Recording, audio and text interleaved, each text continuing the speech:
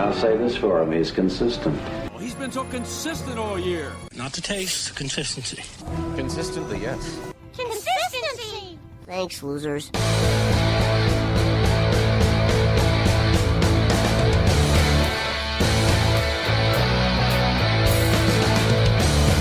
And we are back for another week of the Fantasy Football Consistency Show. Hope everybody's doing well out there. As always, I am Bob Lung with Big Guy Fantasy Sports. On the other side of the glass is my man, Ron Rigney, sitting down in Florida, as I assume as usual, on his back porch, enjoying the beautiful warm weather and doing the podcast from in the outdoors. Ron, am I wrong? I hate that you set it up so beautifully, but the one time I'm actually indoors, you lay up that setup for me. So no, I'm actually indoors tonight, but it is another beautiful day today. I think it got to like 78, 75. Nice. I mowed some grass, so dragging a little bit here. Get another busy Sunday and a day in the life of, but getting stuff done around here, and then we're in the depths of the Great Fantasy Baseball Invitational Draft as well. Slow draft that there's. Pretty much everybody that's podcasting. Yeah, I'm in one of the leagues there. The second year I'm in. Nice. How's it going? How's the draft gone so far? Well, at the start, got a lot of my target guys, and then as we've gone along, it's been Snipe City about the past 4 or 5 rounds for me. So I'm struggling a little bit with my queue. I'm only in like round 17. I think we're about 3 or 4 rounds behind everybody. But that's okay. We got time. So how long is it? 20 rounds in that? No. 30 rounds. I believe it's 30 because we have to go. It's a 23-man roster, and I think you have 7 for your bench. So we still got a little ways to go. But and is that best ball or no? It's just it's weekly set up with Fab. So you set your lineup Monday. Okay. I think before first pitch, and then what you have for the week is yes. Right. Okay. Cool. Yeah, it's a good time. Well, hey, great segue because speaking of baseball, for those of you who may have missed last week's show. When we did our clutch awards for the running backs, we made the big announcement that Big Guy Fantasy Sports has now moved into consistency for fantasy baseball head-to-head league. So we are very excited about it. We got some great new writers. We did our first fantasy baseball consistency show yesterday. It is now out there on Spreaker as well under the Big Guy Fantasy Sports umbrella. And I assume in a few days it'll get out to all of the other ones. Somebody already hit me up today, was excited about it, and said, hey, is it on iTunes? And I said, well, it should be. I said, I know our football one is. And he said, I don't see it. And I'm like, you know what? First one, I think it takes like 72 hours to make it to iTunes. So for those of you who are looking for it on iTunes, it may not be there yet, but maybe Monday, Tuesday. But I think once we get in the flow, once it's approved and it's got set up, I don't think it's a problem. So definitely check it out. Great show yesterday. Myself, Wes Easley, and Aaron Peggs. We talked about shortstops, outfielders, and relief pitchers. Those guys did a great job writing the articles on the site, as of course did my man Ron Rigney here, who does the first baseman. Am I right? That's it. And so check those out, the year in review, year in a preview for 2020, as well as the undervalued I wouldn't say wide receivers because that's what we're going to talk about here. The undervalued players as well. For first base and all the positions, some great stuff.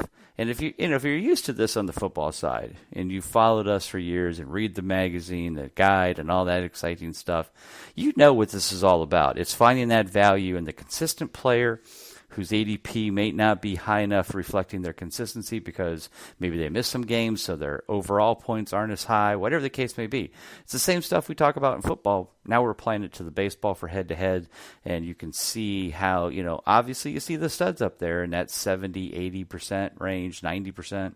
But what you also see are the guys who are high-scoring, but not as consistent, just like we have for football. So make sure you check that out. It is completely free. There is going to be no paywalls to get to anything for baseball this year. So all of this will be free this year. We'll see how it goes, and then we might put it behind that next year. We're looking forward to possibly, and I'll say possibly because it's going to be a lot of work, of putting out our first fantasy baseball consistency guide this fall for next season for 2021. We'll see how everything goes, but that is the ultimate goal here for this. Those guys are excited. The writers are excited. Everybody's excited to possibly put that together. But it's a lot more work than just putting 175 football players together. You usually get into some pretty high numbers with that. So we'll see how that all comes together. But Ron, any thoughts on the baseball? I know you haven't heard the show yet, but the articles, the talent that we've been so blessed to become upon here. I mean, I knew you were talented at this because I know you do the baseball with the boys for Nasty Cast, but a lot of good writers we got in. Well, and a lot of the guys too that we brought in are guys that I've seen the names around. You see them around Twitter, and you see them, in these various things like TGFBI. I think a few of those guys are in there as well. Yeah, a number of them are. And it's cool to kind of just get firsthand to see exactly what they do, because don't always have time to. There's so many sites out there now, and so many good people that provide such good content. It's good to be able to kind of see those guys, and I get to read their articles. But the cool thing is their articles are with us, right? And their talent is with us. But yeah, it's going to be super cool, and I'm like you. I'm anxious to see how it works out. But yeah, if we could put a guide out next year, I think that would be awesome. That'd definitely be a game changer as far as those head-to-head leagues for sure. Definitely. And one of the guys, Wes Easley, I talked about, he's going to be heading up the podcast, I'm going to do the first one. I did the first one, and he'll be taking over. But, it was really interesting to hear Wes in the podcast talk about how, he came on board to write because he just wanted to get into this. And he's been playing fantasy baseball for years and really has kind of done his own thing from a podcast. And he was wanting to start his own website. And he said when he saw that I was looking for writers, he was excited to do it. And he goes, but I really didn't understand the consistency, and I didn't really know the numbers or anything until, he goes, but now that I've gotten into it, he goes, this stuff all makes so much sense to him now. And how he's completely just twisted around how he looks at players and is analyzing them for these head-to-head leagues. And he goes, I'm going to tell you right now, it's already changed me, and I just started into this. He goes, I hope we can change other people out there and do what we did for football to the baseball side. And, he's definitely all in, and obviously we're excited for that. So, but anyway, so check that out. Anybody out there looking into your fantasy baseball leagues head-to-head, definitely check it out. Some good information. And it might be good information if you're in rotisserie because, maybe you're looking for those fast starters, so you want to grab them now, or you're looking for some guys that – because you can look at the player details and see how they do in weeks, the weeks that might fall in, May and June, and see how consistent they were during that month, because you can just look at that and kind of line it up and calculate that yourself. So there's some good stuff out there, and we'll keep expanding on that also. But all right, so Ron, we're here for another one of our annual events, and that is the COVETED 2019 Consistency Awards, and this week we're talking about the wide receivers. And there was a lot of, I'm not sure what the word I'm going to use here, just a lot of weird stuff. I guess I'll be polite. It all started with Antonio Brown and his disaster and meltdowns, and it just weird stuff after weird stuff. A lot of the big names they were up there, but not in the same, realm. The Devontae Adams, the Hopkins, those kind of guys were up there, but not that 100%. And Devontae Adams, I think, ended the year at somewhere. Let me find it here.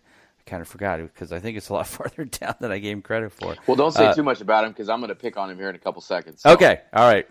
We won't talk about him. So let's just move into, because I think I know where Ron's going with this, to our first award for the evening, and that is the one that really nobody wants, and that is the worst value. It goes to the wide receiver, the highest ADP at the beginning of the year, and but yet ends the season with the worst combination of total fantasy points and consistency, thus making him the worst value of 2019. And so, Ron, I'm going to let you be the first nominee, and I think I know where you're going with this. I think you got me figured out here. And, we always start with this one. Not one that you want to be nominated for. You definitely don't want to win it. But, the guy that I'm looking at, you gave him away, Devontae Adams, second guy off the board, top 10 pick, average ADP of 8th overall. And not to say that he had a bad season, and he was nicked up a little bit. Yet again, you hate to pick on those injured guys, but he did miss 4 games. Or actually, he missed 3 games. He started 12 out of 14, but was under 1,000 yards receiving, 997, 83 grabs, 5 touchdowns, which is his low since 2015 when he only had 1. He's had double digits the 3 previous seasons before 2019. Just kind of fell off the map a little bit, and you started to mention it a little bit, but you got to scroll down this list to look for him, and you don't want to scroll down that list too much to look for that second overall guy.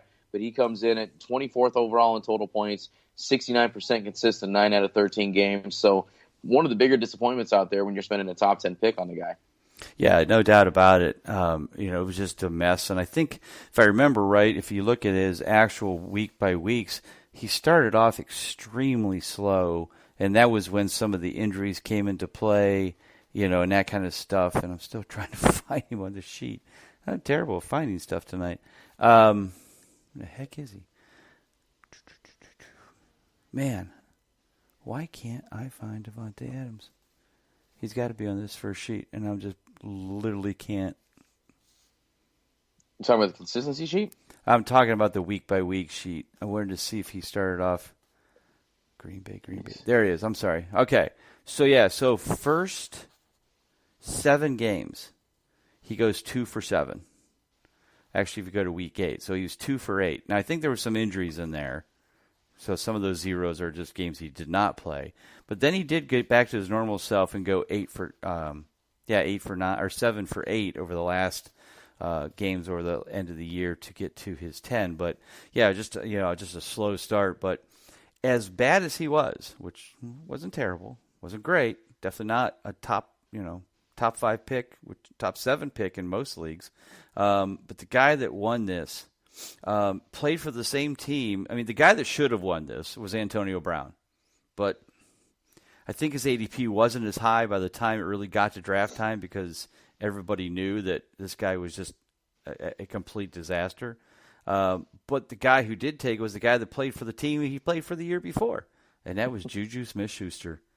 And wow, what a year. The amazing thing with Schuster was he started off not too bad. I mean, he really didn't have a terrible start at the beginning of the year. Yeah, he's on the second page. I'm pretty sure for that. But yeah, so if I can find him again. Holy cow, why am I having such a struggling time tonight finding people on my own sheets?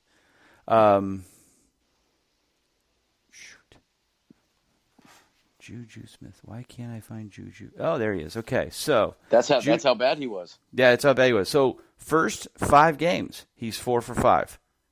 Not a problem. And Big Ben gets hurt in week 3, if I'm not mistaken. Week 2 or week 3. So there was some concern, but Juju kept playing well, kept doing good. And then all of a sudden, he just fell apart. And after that week 5, he only earned 1 more clutch game. He did miss 4 games due to injury. So at the end of the year, he ends up being ranked 65th in total points. He had a clutch rate of only 42%. He was 5 for 12. That ranked him 53rd. Now, there's bad, especially when you talk about Juju was a second-round pick. Some leagues, depending if it's a 14-team league, it might have been going late first round. But definitely a second-round pick. Never got past that. So to be a second-round pick and to fall that far, man, I can't remember the last time a solid receiver like that wasn't all injuries. I mean, there is a little bit of injuries involved here, but when the quarterback went down, to see him completely fall apart. I think the last time this happened was when Luck went down and T.Y. Hilton. Remember, he had a disastrous year when Luck didn't play most of the season. I think that's the last time I remember a wide receiver being this low. Am I right? It's got to be close. Yeah, well, I don't even know if he was that bad, to be honest. He was like in the 30 percentile. It's low, but this is. Yeah. I mean, he's down here, and you like to think that they have talented backups and guys that can target, these talented receivers. And I haven't seen enough Steelers film to know if it's Juju Smith-Schuster not getting open or it's a quarterback. But when you look at his targets from 2018 to 2019, when he spent that 2018 season with Big Ben, he had 166 targets in 2018. Went all the way down to 70 in 2019. Right. Almost half. And then the catch rate went down, too. Catch rate went down about 7% as well. So it didn't catch as many of his targets.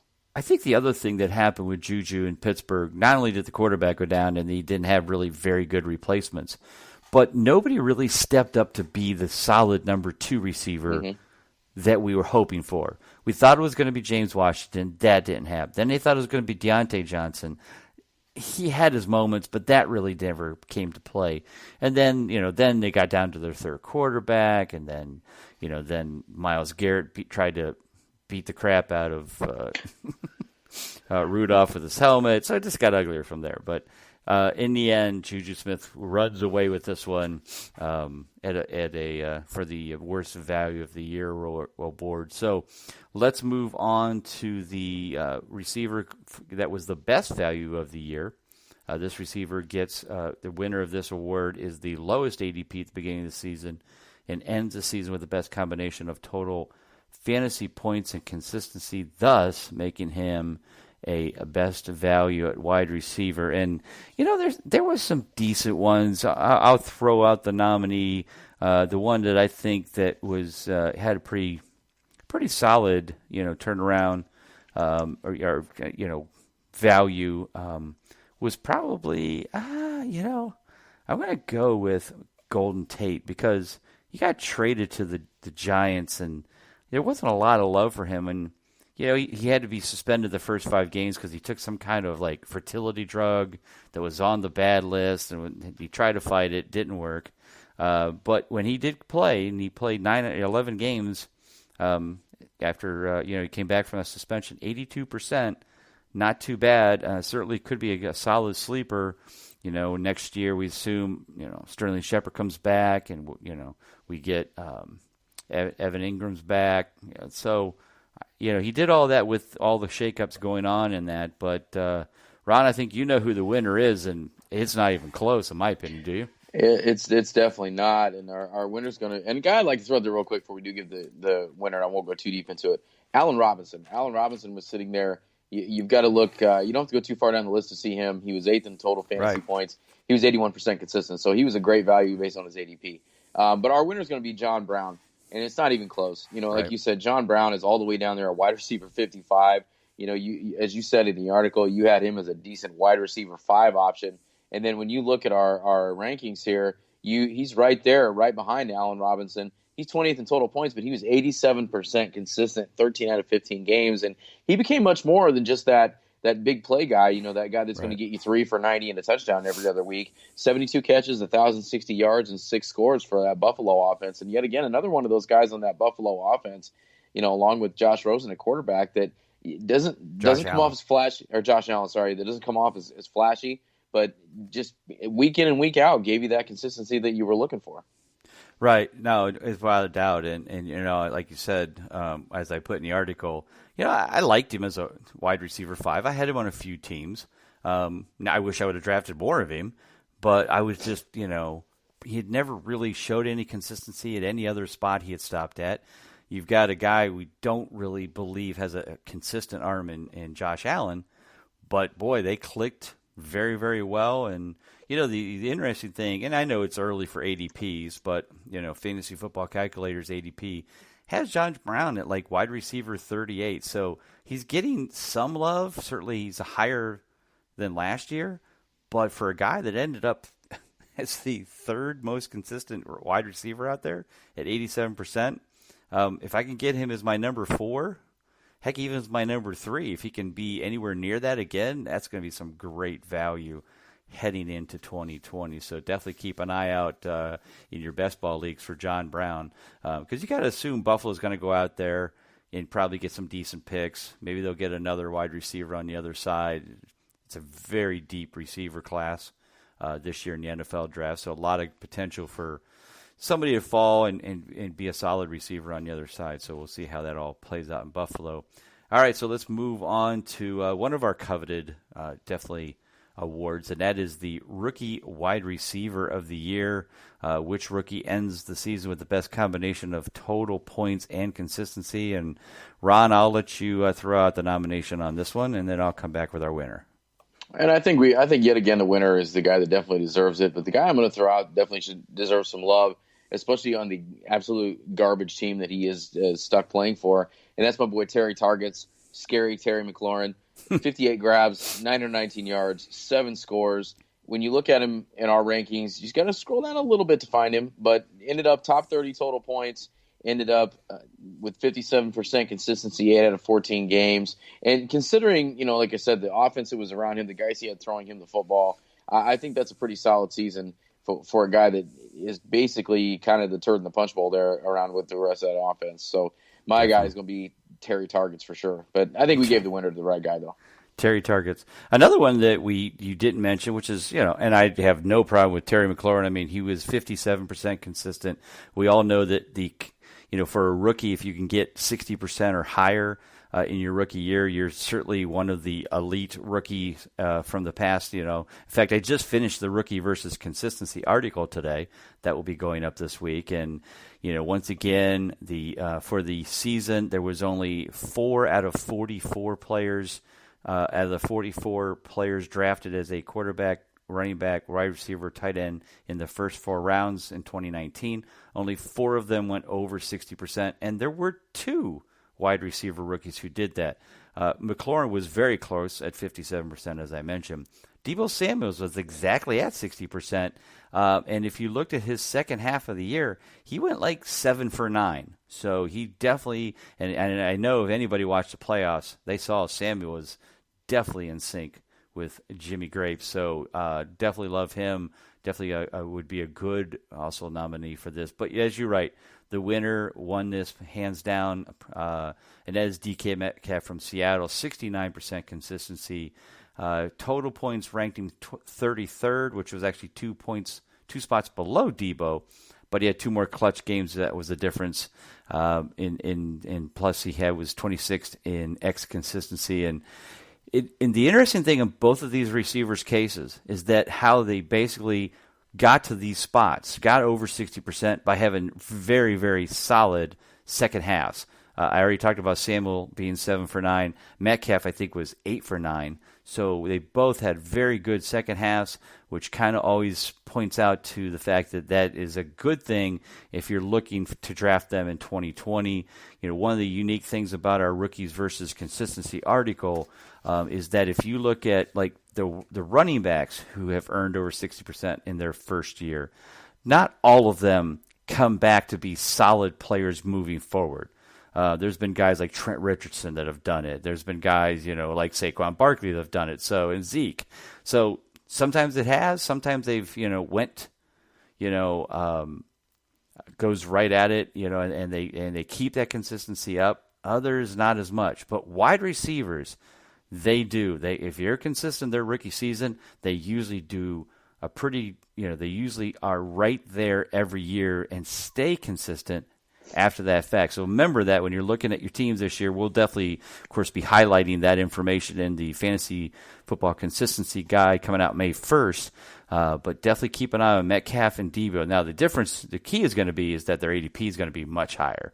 So they're going to have to be drafted as, a wide receiver 2. You might get lucky and get them as a 3. But they, again, wide receivers have usually shown that they stay consistent if they are consistent in their rookie season. So both of those guys should be solid picks moving forward into next year. All right, let's move on. Well, real quick, one more thing I want to throw out there real quick about DK Metcalf and Terry McLaurin. When you compare their stat lines, it is an example of why we do what we do every week with the consistency. So when you look at their overall stats for the year, when you look at Metcalf and McLaurin, same amount of receptions, same amount of touchdowns, and McLaurin actually had 19 more yards. But when you look at it through the consistency lens that we do every week, you've got Metcalf sitting there 17th clutch rating. You've got McLaurin all the way down at 32nd. And so you've got DK Metcalf giving you 3 more clutch games. So that illustrates right there, why we do what we do. Because when you look at the overall picture, it doesn't tell you the whole story.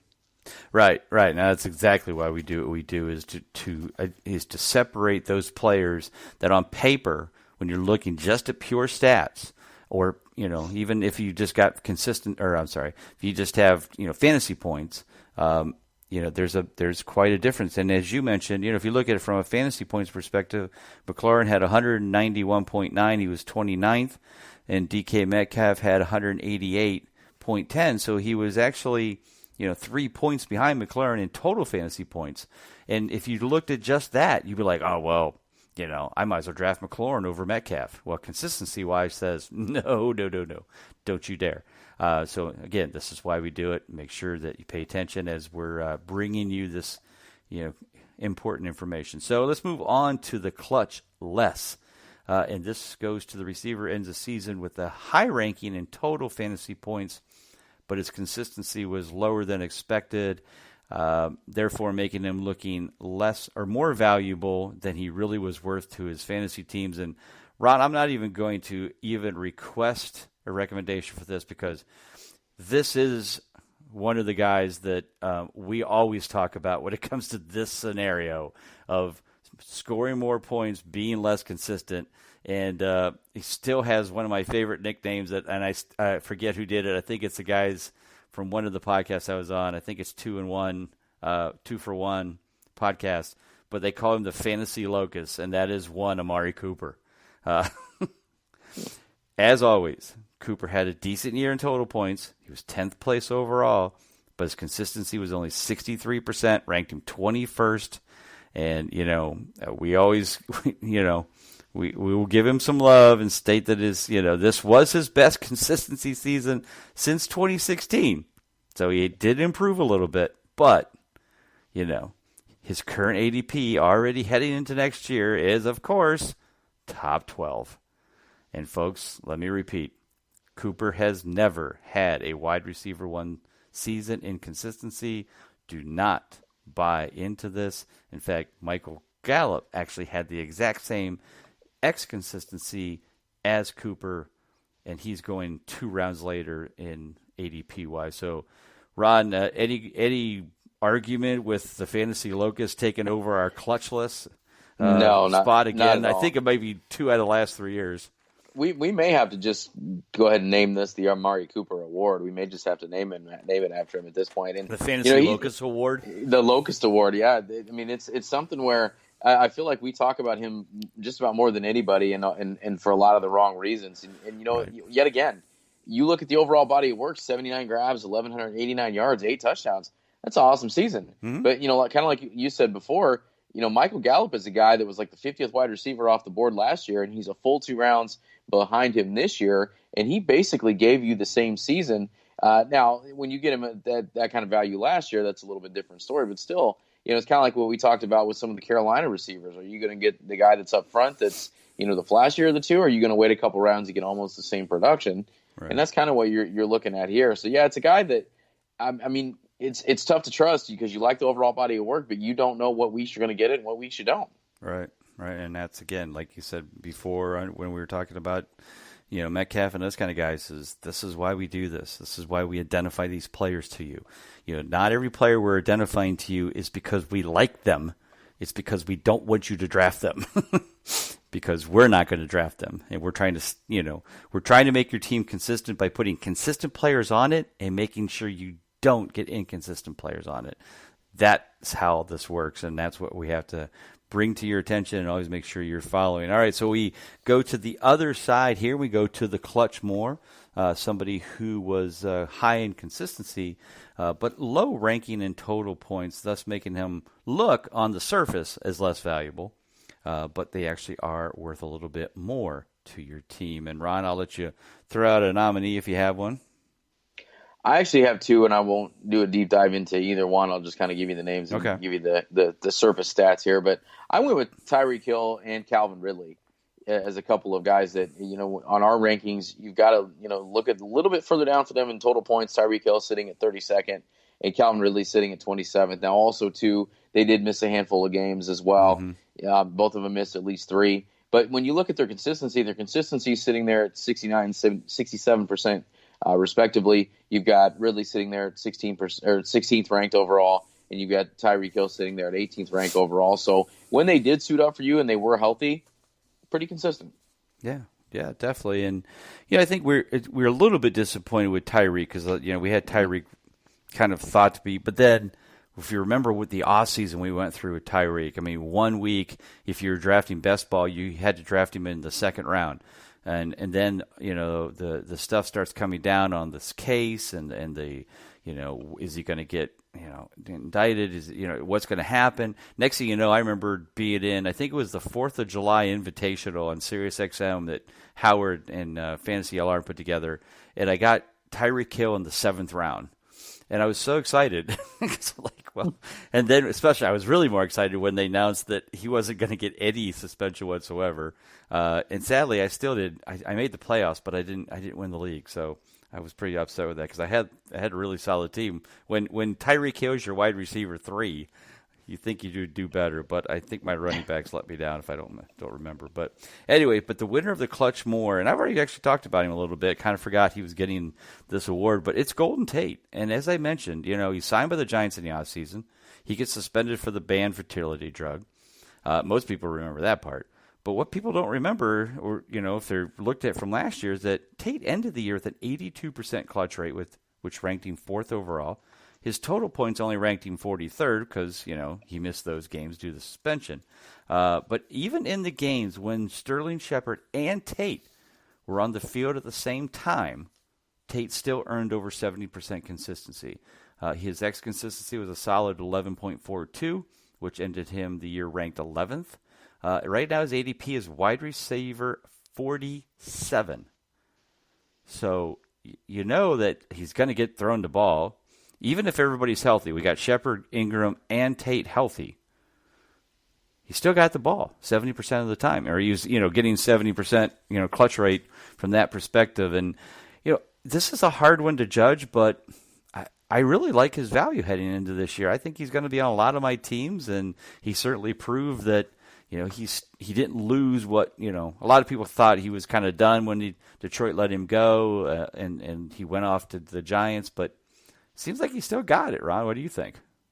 No, definitely. And anytime you can see a guy post numbers like that, especially with a rookie quarterback, I think that says a lot about their ability to get open and their ability to, maybe read defenses or maybe call audibles with the quarterback as well. So, he's a guy yet again. I drafted him first year at Kings Classic, and he really burnt me hard when he was in Philly. So it's one of those things that I don't know if I have like just a mental block and I can't take him anymore.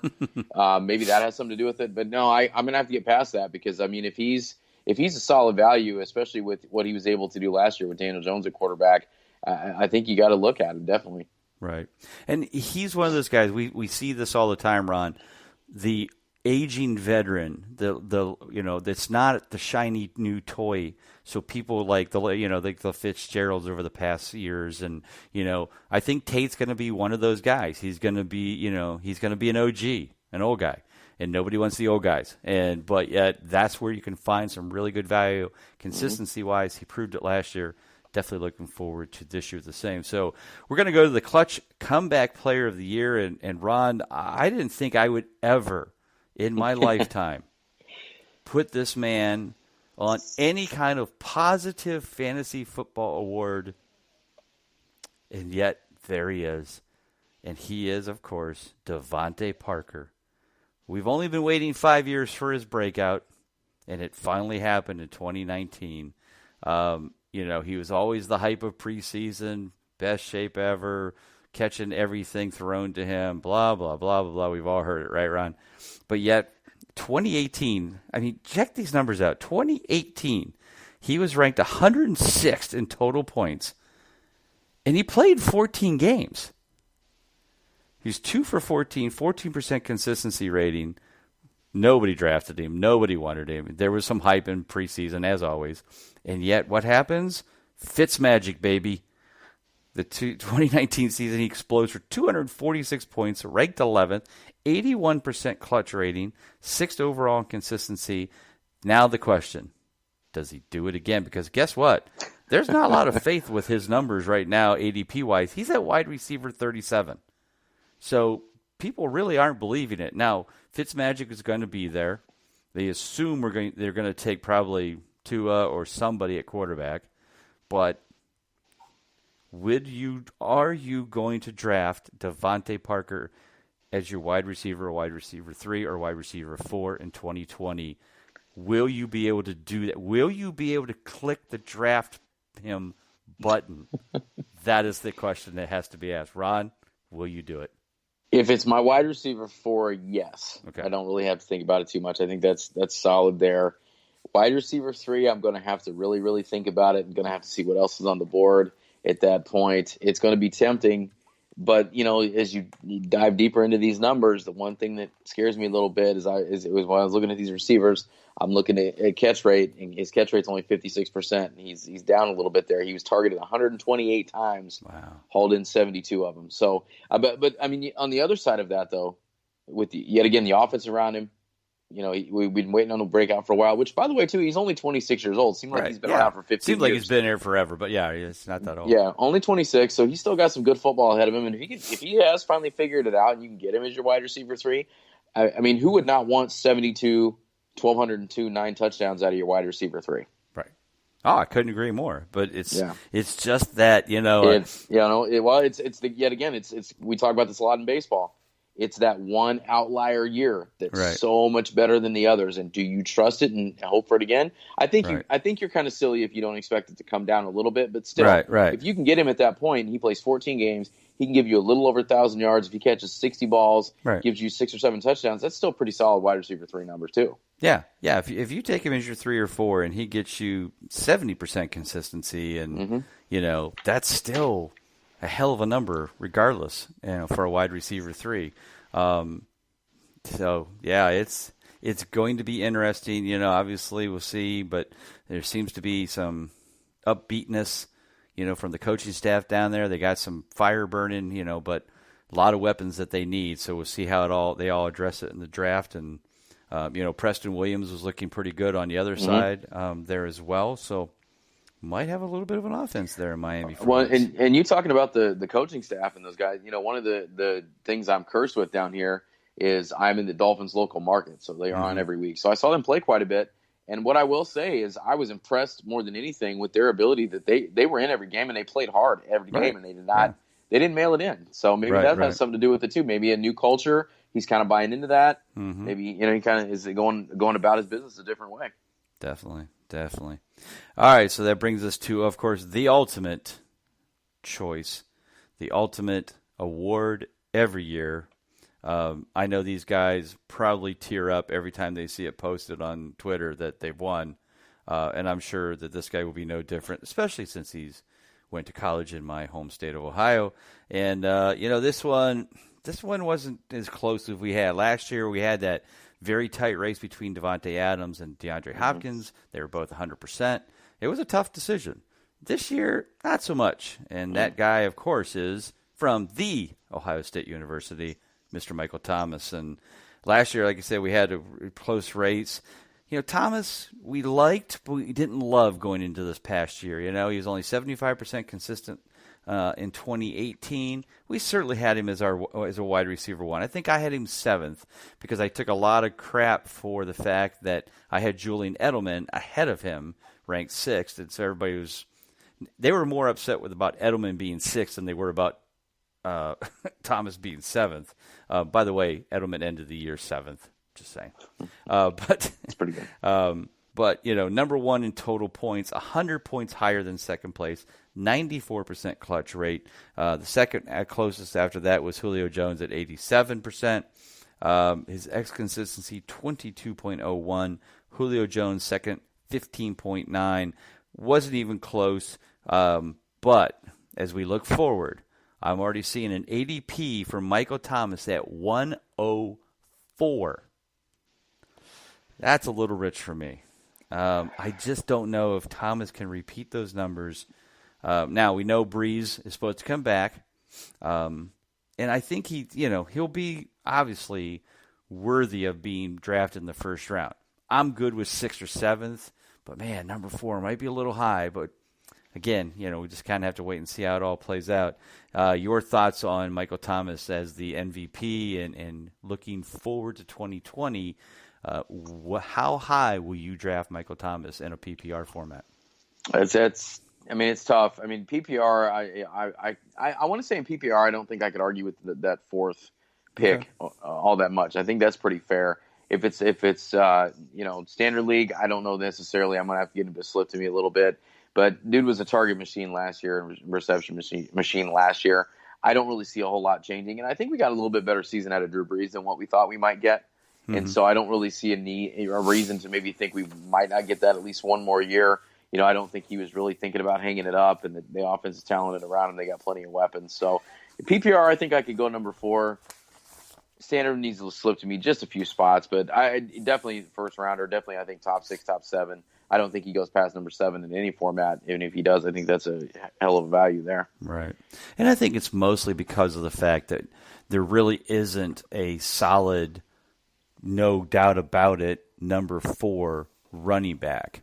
You know, I think the big 3 will still be there. Still be Zeke, McCaffrey, Zeke, McCaffrey, and Barkley. Even though Barkley kind of had a down year, I certainly would have no problem drafting him in the top 3. You know, I've seen Cook at 104 as well. But, you know, you're not going to put Aaron Jones up there. You're not going to put Derrick Henry that high. You could. Eckler, Fournette, you know, Chubb. That's your remaining first rounders. I think it's just very difficult to move them up, you know, those guys up to the number 4 spot and know you're going to get that, where it's a pretty good chance you could see Thomas repeat those numbers, at least be in consistency numbers. He might not get, you know, the same number of catches and the same, you know, yards and touchdowns and that kind of stuff. I think he certainly will regress a little bit from that. But on the other hand, I think that the 90% consistency is definitely there, and that's what you want out of a guy that's going to be drafted at 104. Your thoughts? Yeah, and when you compare him with some of those names too, I was just kind of going over in my head, doing a comparison of who I would take over that. And most of the guys you said, other than those big 3 running backs, I don't think I would take over Michael Thomas. Definitely wouldn't take. I wouldn't feel comfortable taking Dalvin Cook at 1-4. I don't believe. And not to say that Dalvin Cook didn't have a great season last year, but he kind of has that propensity to be nicked up a little bit. Yep. But I think when you compare him with a lot of those other guys that you mentioned, I think I would go Thomas every time. So I feel a little bit better about that. But yeah, I think he's still there as that first guy off the board after those big 3. Definitely. All right, so we got about 3 minutes left. So as we kind of look down the list here, wide receiver-wise, anybody else that, kind of jumped out to you? I know you talked about Allen Robinson. You know, what about Chris Godwin looking for? Ends the year 2nd in total points. Actually tied with Julio Jones at 274.1. 79% consistent. Definitely looked like he was the guy.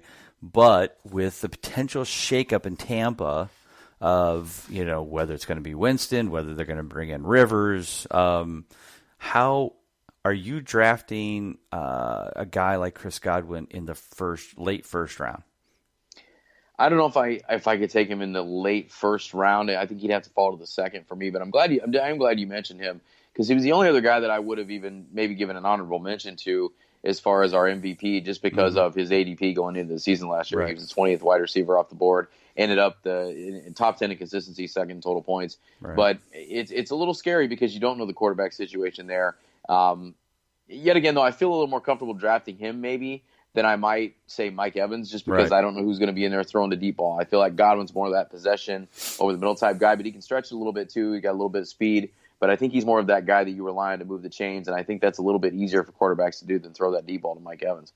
Definitely. All right, well, we're winding down here under 2 minutes, so Ron, why don't you tell everybody where they can find you and all your great baseball stuff outside of, obviously, Big Guy Fantasy Sports. We know they can find you there, but tell us about all the cool stuff that you're doing with the boys over at Fantrax and NastyCast. So last week, NastyCast was Van Lee and myself, just the 2 of us. We pulled a little double duty there. We were without the great Nate Dockin as far as looking at starting pitchers, and it's an interesting one to listen to because I don't think Van and I agreed on one starting pitcher outside the top 5. So definitely some interesting takes on both sides of the ball there. This week we're going to look at relief pitchers on the Dynasty podcast. We're going to be full strength with Nate, Van, and our boy Eric Cross. We're going to look at I cannot think of what system we're going to look at next week. So all I will say is we're going to keep those minor league system previews rolling for your dynasty startups and your dynasty drafts that are coming up, because those drafts are getting here. I've started a couple myself in my dynasty leagues, and they are upon us. Yeah, it's spring training is going along quite well, and today's March 1st, gang. So here we go. You know, we're in the last month, last stretch, and baseball starts a little early, if I'm not mistaken, right? Like the 26th? I want to say it's 26th or 27th. So it's somewhere in there. Wednesday or Thursday of that week. So we're within the month. So it's going to be here before you know it. Yeah, because my buddy Frank said something about going to the Indians home opener. There's actually still tickets available, which is rare. But the damn game was like March 27th or 28th or something like that. I'm like, God, it was terrible enough going like April 10th that it was still, 40 degrees. And I said that's exactly what happens.